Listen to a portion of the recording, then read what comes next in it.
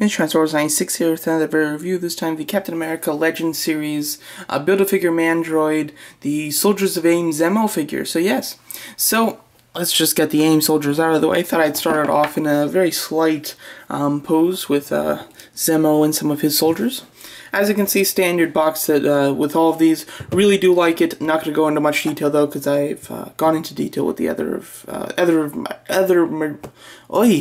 other reviews of mine. I keep wanting to say other mine reviews. So okay, so here's the two figures, the running changes or the variants, whatever you want to call them. Neither of them is rarer than the other. If one is harder to find, it's just because it's more popular. You've got the A.I.M soldier and then Zemo. As you can see, the others in this wave, you've got these five that are out. Here's the Build-A-Figure. The other three are the Movie Cap, Winter Soldier, and Black Widow. Very excited for them. So yeah, so here he is. I guess I don't know much about this guy. I think he's like the head of A.I.M in modern times, or I don't know, because MODOK's the head of A.I.M sometimes. So I don't know what's up with this character. So if I say something that is, if I say something I don't like about him, but in the comics it explains it or something, then very sorry about that. It's just I am not familiar with this character other than what he looks like. So yeah, so of course here he is. Overall, very nice looking figure. When you first take a glance at it, looks quite interesting and looks pretty cool. So yeah, so of course he comes with two accessories. One is this nice pistol. Kind of looks old-timey, but at the same time a little futuristic. You've got some some animal print on the handle, which is cool.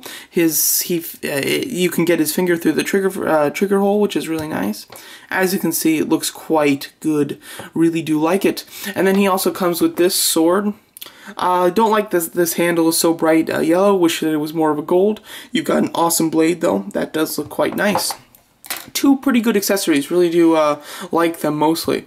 And as for the actual sculpt of the figure, it's pretty good. First of all, this face sculpt, really do like it. Let's get some better light. There we go. This face sculpt is quite nice. The white eyes look really good. He's got kind of like a helmet piece on, almost like a crown. Very nice. Love the way that it looks like the mask is pulling on his face. Very cool. Love the lines there. Same thing in his body. Quite nicely done. Really do like the fact that you get this this kind of holder that holds the guns. I think it looks good. You've got the Z on the gun holders, which looks really cool. Very hard to notice though when he's just standing on your shelf, but it does look really nice. You've got the silver ends of the guns. I really wish that you could remove these guns, but you can't, unfortunately. He comes with a belt with many pouches on them, as well as a place that is, I don't know if this is meant to hold the sword or the gun. I think it looks like, when you're just looking at it right here, I think it's a sword, but I actually think it's the gun holder, but you can fit the sword in there, so I'm not sure. But he does have a holder there. You've got this kind of, I don't know what you'd call this, kind of a satchel piece, I don't know.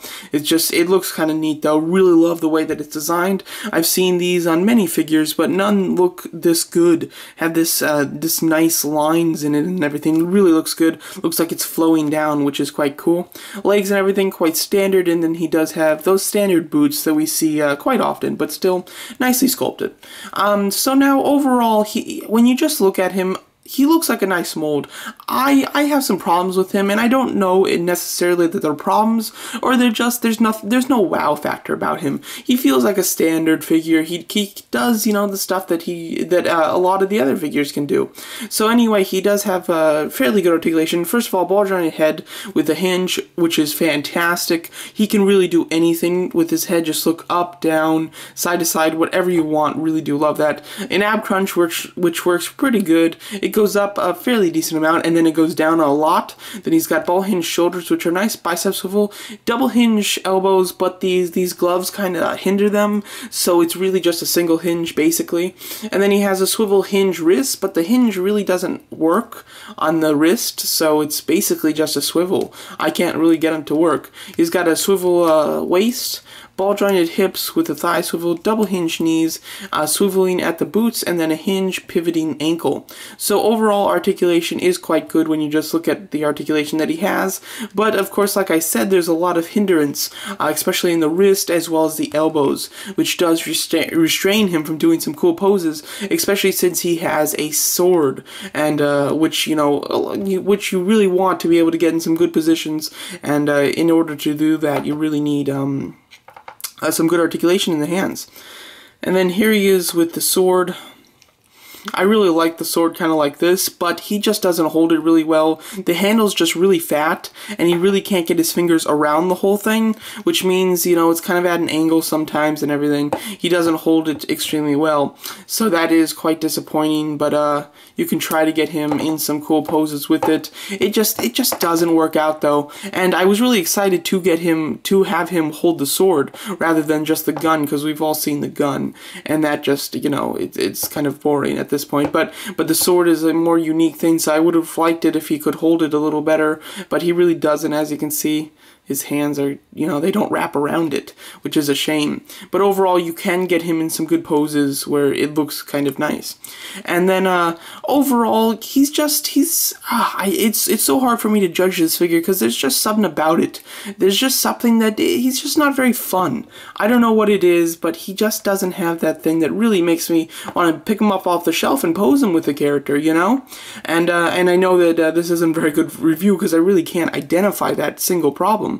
But it's just I guess it's a rather plain figure. He really doesn't do anything that other figures can't. He's got all the same articulation, but he's hindered in a few places. The paint job is nice, but a little lacking. I like the kind of pink in the whole helmet and everything, and then the rest is just a dark purple, which looks nice, but there's no really paint detail. A little bit of paint smudging right here.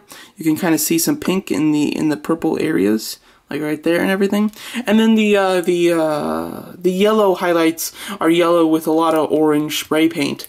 Overall painted fairly well in some places, but just one of those figures that he's just got like the same mold that they use for everything. I think that they said this was like the Bucky Cap mold. I'm not 100% sure, but I think that that's what it is. And it's just one of those molds that they use a lot, and therefore when you get it, although it's supposed to be a different character, it's not that much fun because you all know you know what the mold can do, and there's nothing that'll surprise you, nothing that will make you want to pose him because you've basically posed him a million times before, just in a different figure basically. So there you go. Hope that makes sense, but that is my review of the Captain America Zemo figure. Overall, a fairly nice looking figure, not very fun in my opinion, but he does look pretty cool, and definitely needed if you want to build the build figure. So there you go. So that's my review of the Captain America Zemo figure, and thank you for watching.